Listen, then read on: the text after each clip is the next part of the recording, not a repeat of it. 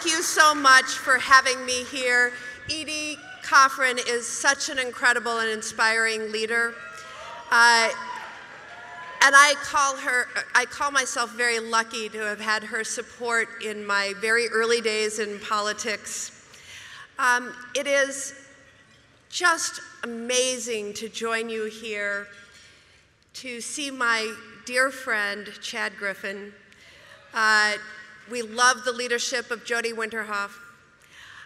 But I am blown away by the volunteers who have pulled this event together. I thank you all from the bottom of my heart. So many of you have been with me in this fight for such a long, long time. Many of you have been on the front lines in your fight for full equality. And you're inspiring, educating, and driving change. Some of you were there for me the first time I ran for Congress. Yeah, thank you. You know, back then, just being visible represented progress. To be seen and to be heard drastically changed the national debate around equality and civil rights in our country. It also changed the lives of countless individuals. I remember when I got a letter from a young man from a very small Midwestern town saying while he was coming out and not receiving such positive support, he had been depressed, even suicidal. But he was searching on the internet and he'd read that a gay person was elected to Congress. And it made him take a moment and realize that his life and his profession and his calling had so much more potential than he'd imagined.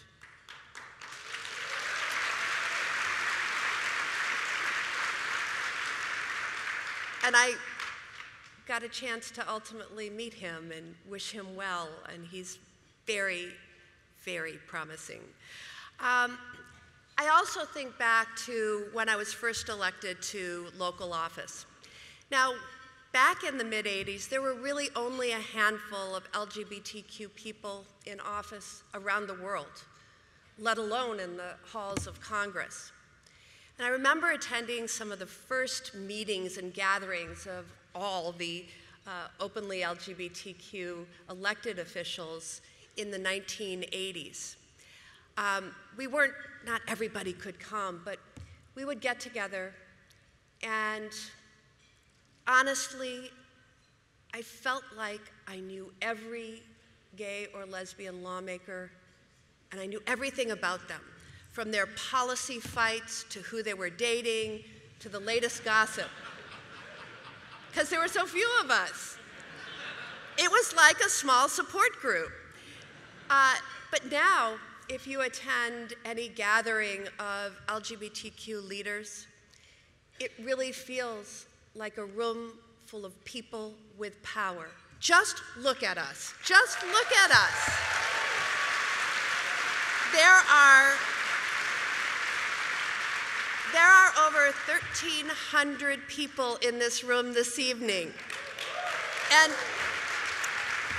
every day, I learn about new LGBTQ people who are stepping up and speaking out and becoming leaders in communities across America and across the entire globe. I think you can draw a direct line from Harvey Milk, who urged us all to come out wherever you are, to the work that so many of you are doing and have done to change the course of history. So your support for me and other lesbian and gay candidates at a time when we were so few and far between, to last November, when 7 trans candidates were elected around the country,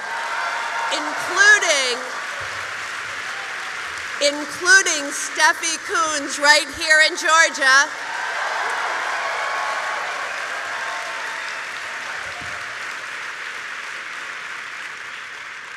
Representation gives us role models, and paves pathways to power for the next generation of leaders. But representation has also helped us make tangible progress on issues that matter to our community. Before our community was represented in the halls of power, the conversation was about us instead of with us. Or as my friends at Emily's List always puts it, if you don't have a seat at the table, you're probably on the menu. Probably. 20 years later, we've also been able to make real, tangible progress towards equality. That fight is not finished. Indeed, we're at a very difficult moment in that fight right now. But we're not finished either. I'm not finished. And I'm thrilled to have the chance to talk with you, not just about how far we've come, but about where we go next. Our very existence, standing up and speaking our truth with real pride, has always been at the heart of our power. And the fact that we've been able to speak that truth in the halls of power has helped us make real change. So back when I was just getting started, even introducing a piece of legislation to address the concerns of the LGBTQ community, let alone finding one straight co-sponsor, it was a milestone nonetheless. So many people I knew considered marriage equality some crazy idea, something that would never happen in our lifetimes, and that has changed.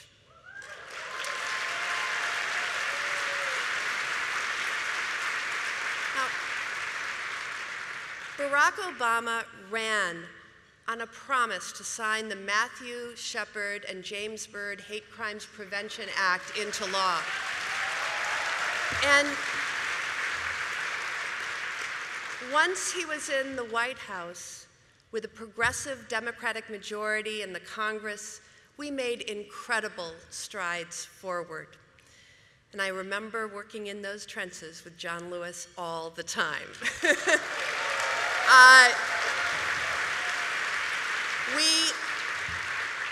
We repealed Don't Ask, Don't Tell, and more and more LGBTQ Americans started running and winning offices at every level. Whether it's equality in healthcare, equality in the workplace, or yes, equality in marriage, LGBTQ equality is no longer seen as just a lesbian, gay, bisexual, transgender, queer issue. Straight leaders aren't just joining our fight out of sympathy, but because they recognize it as essential to the broader cause of fulfilling our nation's promise.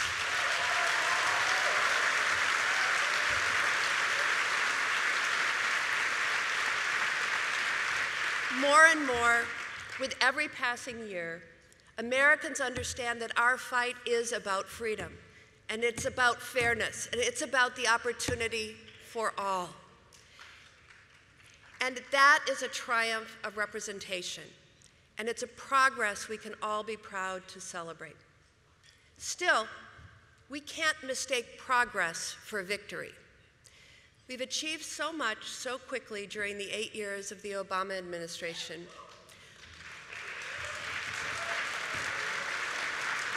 But those of us who have been involved in this movement for a long time know that it hasn't always been like that. Let's be clear about what we're up against.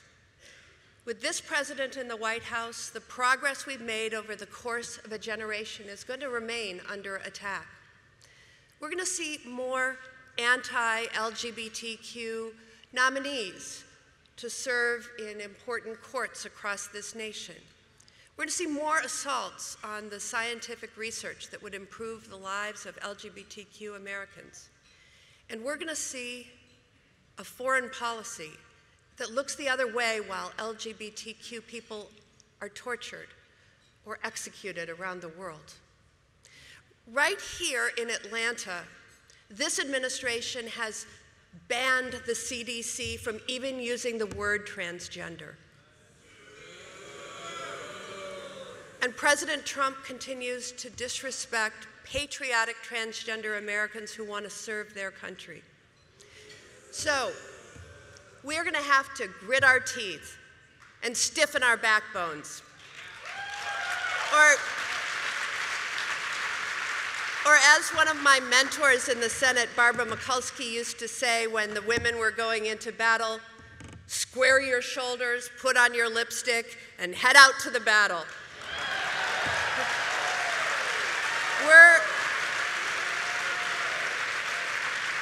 But we're not going to see many wins tomorrow, at least at the national level, but the groundwork for victory must be laid down today. And I'm proud to work with the Human Rights Campaign and all of our allies to protect the gains we've made, stand up to the Trump administration's efforts to roll back protections for students,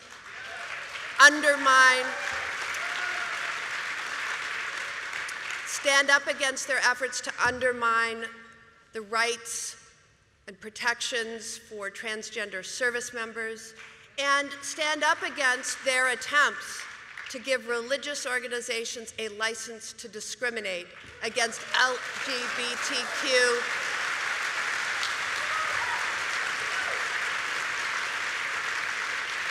Americans, and I might add, with taxpayer dollars. Now, we're not going to win all these fights, but we cannot throw up our hands in frustration. Many of us have slogged through some very tough times.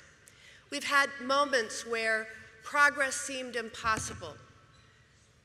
We were undaunted then, and we must be undaunted now.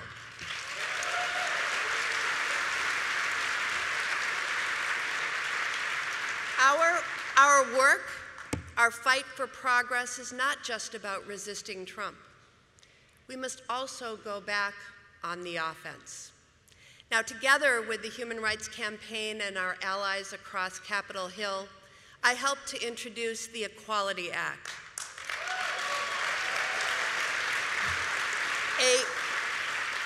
a bold civil rights bill to protect LGBTQ Americans from discrimination in employment, housing, education, public accommodations, and many other arenas. I've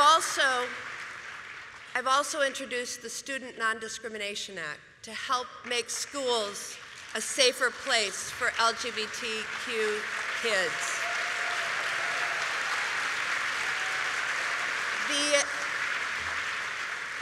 The Tyler Clementi Higher Education Anti-Harassment Act will help protect LGBTQ college students from cyberbullying and other forms of harassment.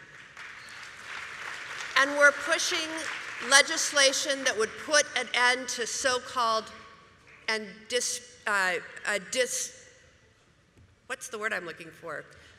So-called conversion therapy, which has no credibility at all. And then there's the LGBT Elder Americans Act, which would make more services available in a culturally sensitive and competent way for older adults in our community. Now,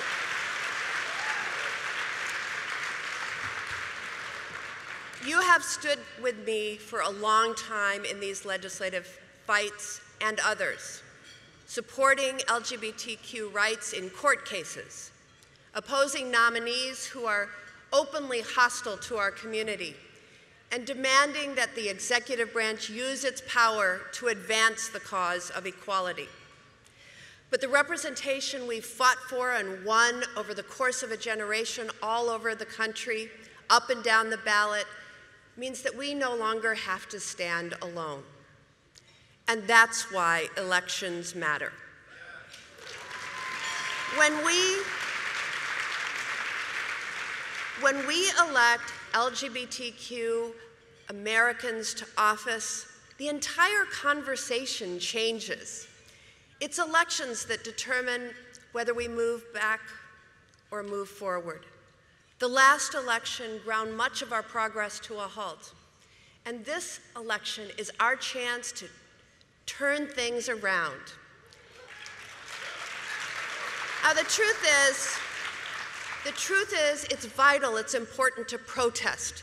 It's important to rally. It's important to stand up and speak out however you can, wherever you are. But here's the reality. The other side doesn't need to win people's hearts and minds. They just need to win on Election Day. And there are plenty of right-wing groups and billionaire megadonors who know this, too. They're spending millions and millions of dollars to make sure that they win again. We're seeing that in my race. There's more outside spending against me than any of the other Democratic Senate colleagues who are running for election this year. One out-of-state billionaire who also bankrolled the effort to elect Roy Moore has groups that have already spent more than $4 million against me. So, how do we beat them? Well, it isn't to sit back and hope for the best, and it isn't just to post on Facebook.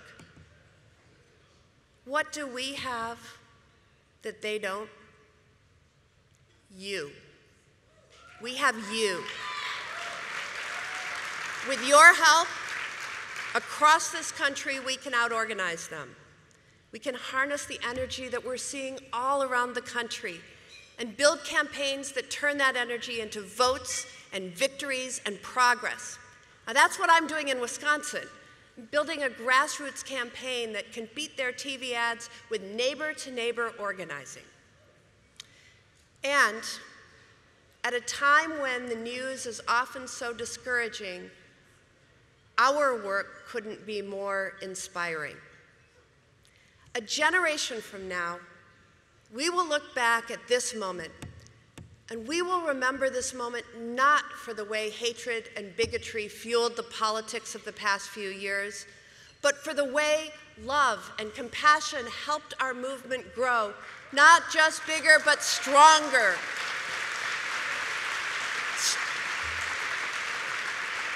Stronger because we became more diverse, elevating leaders of color and looking for representation in places that we once wrote off as hostile territory. Stronger because we found common cause with other communities being targeted by this administration, religious minorities, immigrants, and working poor. Stronger because just as we once drew inspiration from the civil rights movement and still do, our movement is now standing as a model for other communities seeking their voice, their own representation, and their own seat at the table. We are here. We have real power because of people who came before us and refused to back down and refused to be silent. And now it's our time. This year, in every state across the country, we will elect more LGBTQ Americans to office than ever before. And this year, we will reclaim our government as a force for equality, not division.